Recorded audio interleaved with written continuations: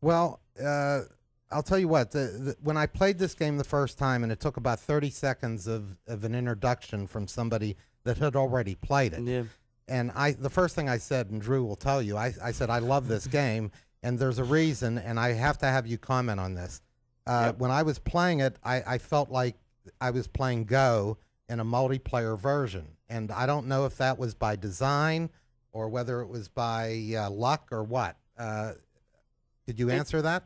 Yeah, it was not by design, but a number of people have pointed it out to me, and some of my test players have actually, particularly in the two-player game, said, I feel very comfortable with that game. I feel at home with the strategy because I play a lot of Go.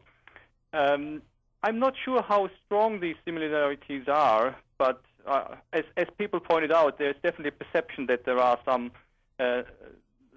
same flavors in the game.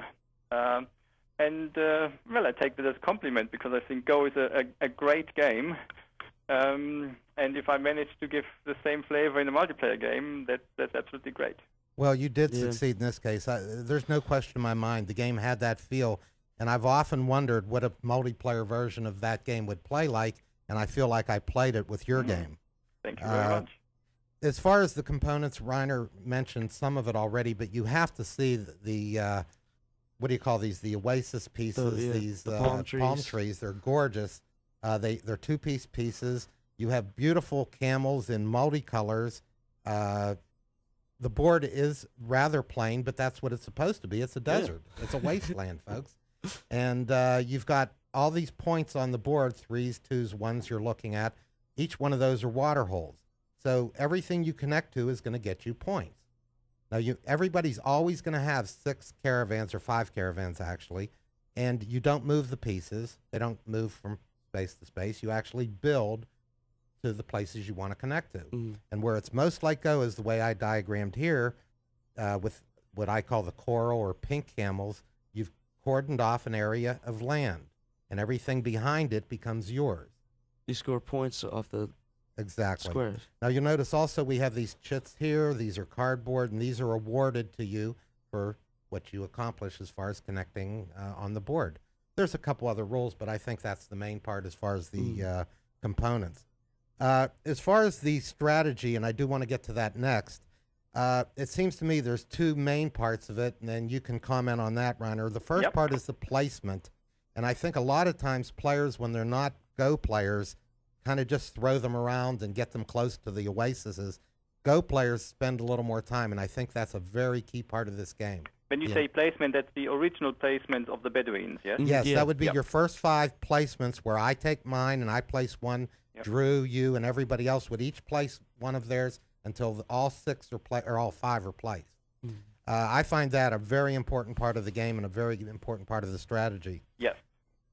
The second thing is during play, you are allowed to take 2 pieces of any color you want and add them to any one of your caravans. And you can't be in 5 places at one time. Yeah. So what kind of strategies do you feel are the best as far as a beginner player, as far as giving them a good idea on how to start? Maybe let me say a couple of words on what you just mentioned with respect to so many things to do. Please do. With this respect, I'm very proud of this game because for me it's a philosophy of life, actually. I think life is great if you have so many things to do and so many things to choose from in too little time. For me, the opposite of having a boring life is sitting there and not knowing what should I do with my life. Is there anything useful I can do? What I expect is to be busy, to be constantly in the dilemma of, oh, there are so many great things. Life is so short. What do I want to do first? And of course, if I see life like this, and I do see life like this, then I want to see the same thing in a game. I don't want to play a game where I ask myself, oh, there is no good move. So what is the acceptable one which I can find? Is there anything reasonable to do? I expect from a good game, that it gives me so many choices, so many options, so many rich things to do. And then the dilemma is picking the right ones and seeing what the opponents do, and then making the right choices and always wondering what is the best thing and always sitting there and waiting for the next turn because you want to do so many things and you're never allowed to do everything you want to do. Would you say that's common to more of your games than not? I think people say so. That's something which I strongly want to build into the games because, as I say, that's my philosophy of what I expect in principle from a game.